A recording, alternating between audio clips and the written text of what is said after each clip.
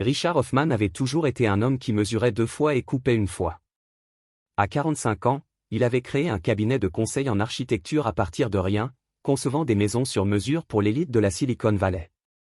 Sa nature méthodique s'étendait à tout, de la façon précise dont il pliait son journal chaque matin à la façon dont il avait courtisé sa femme Claire 15 ans plus tôt, avec des gestes romantiques calculés qu'il avait conquises.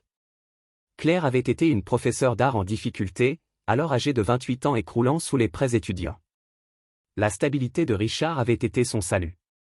Elle avait emménagé dans sa maison immaculée de banlieue et ensemble, ils avaient créé ce qui semblait être la famille parfaite avec leur fille Madison, aujourd'hui âgée de 16 ans. Mais la perfection, Richard avait appris, n'était souvent qu'une façade élaborée. Les signes avaient été subtils au début, le téléphone de Claire face cachée pendant le dîner, les expositions d'art nocturne qui nécessitaient des nuitées, l'hostilité croissante de Madison levant les yeux au ciel chaque fois que Richard parlait, le traitant comme un étranger indésirable dans sa propre maison. Il avait attribué cela à une rébellion adolescente, jusqu'à ce qu'il découvre la vérité. Il y a 6 mois, Claire entretenait une liaison avec Todd Brennan, l'entraîneur de football de Madison, un père divorcé de 32 ans qui conduisait une voiture de sport à accent graveleuil et possédait un charme naturel que Richard n'avait jamais possédé. Ce qui l'avait profondément blessé, c'était de découvrir que Madison savait, mais facilitait activement la chose, couvrant les mensonges de sa mère et traitant Richard comme un ennemi. Tous trois avaient formé une alliance contre lui dans sa propre maison. Richard n'avait rien dit. Il avait simplement observé, documenté et planifié, car Richard Hoffman n'agissait jamais sous l'effet de la colère, il agissait avec précision. Cette soirée avait commencé comme toutes les autres.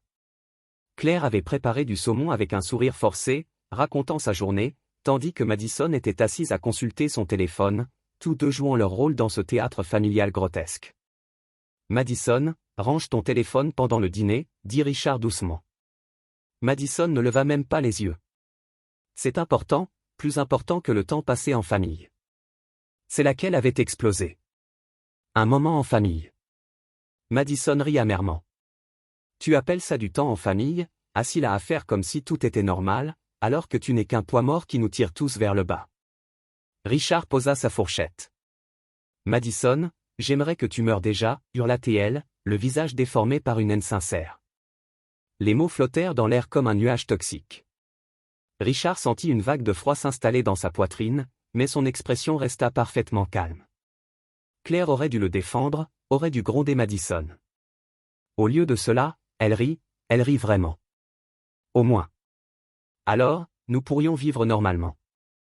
Les deux femmes se tapèrent dans la main par-dessus la table, riant comme des complices. Le téléphone de Madison vibra et elle le regarda avec un sourire entendu. L'entraîneur dit, l'entraînement a encore duré demain, dit-elle à sa mère avec un clin d'œil. Richard se leva lentement, rassemblant les plats dans un silence méthodique. Ses mains ne tremblaient pas, sa voix ne se brisait pas, il débarrassa simplement la table tandis que sa femme et sa fille continuaient de célébrer sa mort hypothétique. Dans son bureau, Richard en fit un. Appel téléphonique à son avocat, Harrison Webb, un requin en costume à $1000, spécialisé dans les divorces très conflictuels. Harrison, c'est Richard. J'ai besoin que tu prépares les papiers, tout ce dont nous avons discuté. Je veux que ce soit fait d'ici la fin de la semaine. Tu es sûr de toi, Richard? Impossible de revenir en arrière une fois que nous aurons entamé cette procédure. Je n'ai jamais été aussi sûr de rien de ma vie. Le mois suivant s'écoula dans une étrange réalité suspendue. Richard maintint son travail routinier, dîner, conversation polie. Claire et Madison semblèrent soulagées par son silence persistant, l'interprétant comme de la résignation. Elles devinrent plus audacieuses, plus insouciantes. Claire commença à rentrer encore plus tard, parfois seulement le matin, racontant des histoires élaborées sur des retraites artistiques et des vernissages. Madison disparaissait des week-ends entiers, prétendant être chez des amis, tout en couvrant les absences de sa mère. Richard documentait tout. Des caméras de sécurité qu'il avait installées sous couvert de surveillance à domicile filmaient Claire partant le soir et revenant avec la voiture de Todd. Il la suivait discrètement. Il enregistrait les conversations téléphoniques, les sauvegardait. Les SMS que Madison laissait négligemment ouverts, rassemblaient les preuves de leur tromperie. Avec la même précision méthodique qu'il appliquait à ses plans architecturaux, Richard avait cependant un plan plus vaste qu'un simple divorce. Grâce à son réseau professionnel, Richard avait appris quelque chose d'intéressant sur Todd Brennan. Cet homme vivait au-dessus de ses moyens, son salaire d'entraîneur étant complété par des investissements secondaires douteux. Plus important encore, Todd enfreignait plusieurs règles du district concernant les relations avec les familles des élèves. Le conseil scolaire prenait ses affaires très au sérieux, surtout lorsque des informations anonymes étaient accompagnées de preuves photographiques. Richard avait également effectué des opérations financières stratégiques.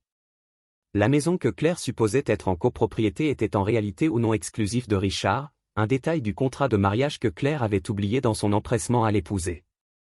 Les comptes joints auxquels elle avait librement accès. Richard avait progressivement transféré les fonds pour sécuriser des placements auxquels elle ne pouvait pas toucher. Mais le véritable chef-d'œuvre restait à venir. 3 semaines après le début de son plan, le téléphone de Richard se mit à sonner. D'abord Claire, perplexe quant à la raison du refus de leur carte de crédit. Puis Madison paniquait à cause du fonds d'études sur lequel elle comptait. Il semblait avoir disparu. « Richard, que se passe-t-il » demanda Claire un soir, le coinçant dans son bureau.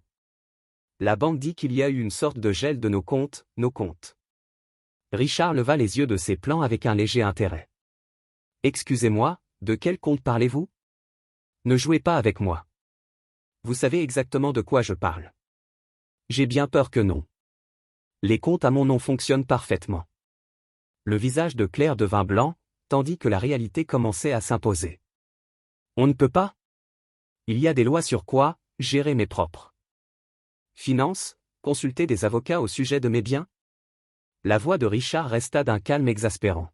« Je n'ai rien fait d'illégal, Claire, contrairement à certaines personnes. » C'est alors que Madison fit irruption, son téléphone collé à l'oreille, les larmes aux yeux.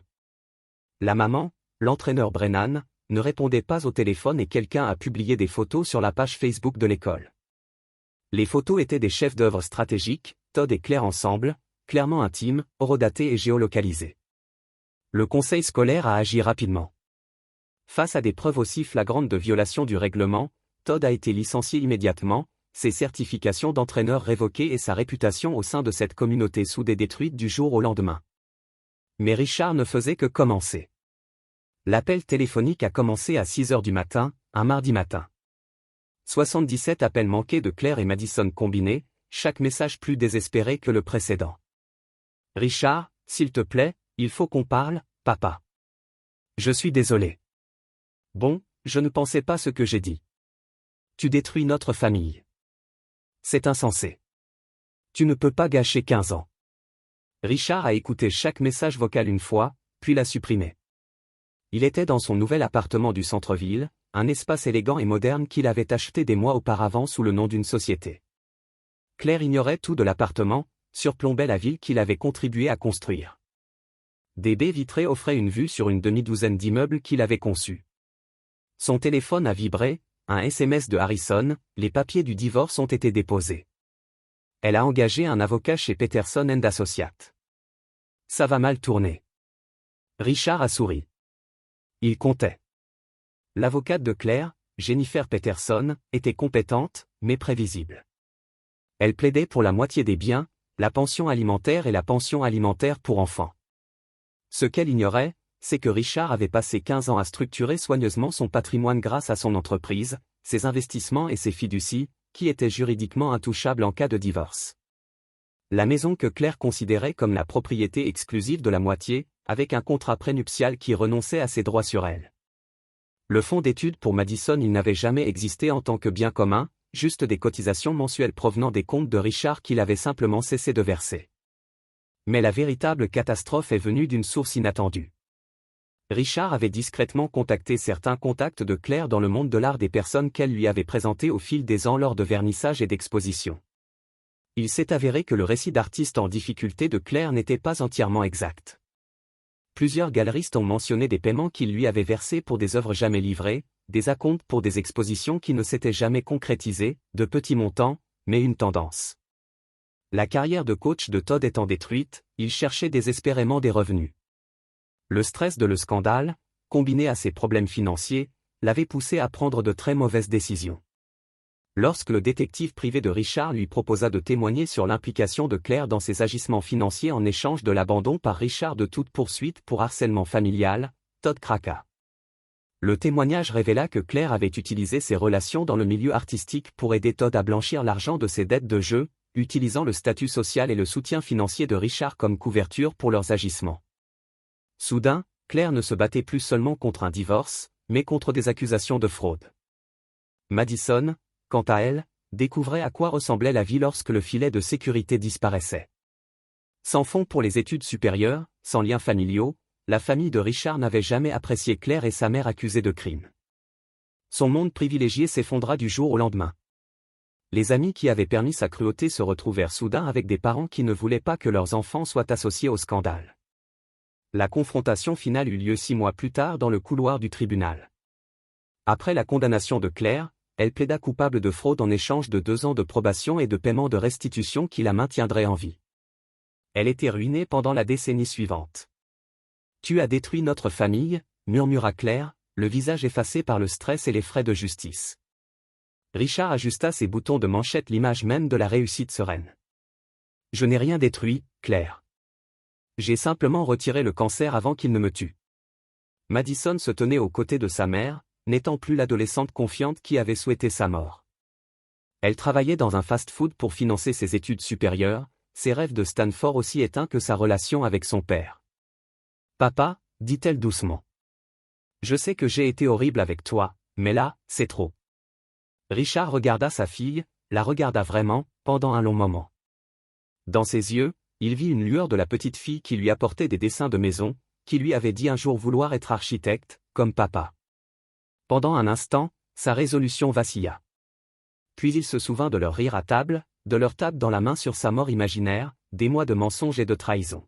« Non, Madison, dit-il doucement. Nous n'avons jamais été une famille. Nous étions juste des gens vivant dans la même maison, portant des costumes et jouant des rôles. La différence, c'est que j'étais le seul à vraiment aimer les gens. Je jouais en face. » Il se retourna et s'éloigna, ses pas résonnant dans un couloir en marbre. 6 mois plus tard, Richard se tenait dans son nouveau Penthouse, les plans architecturaux étalés sur sa table de salle à manger. La ville scintillait sous lui, pleine de possibilités et de nouveaux projets.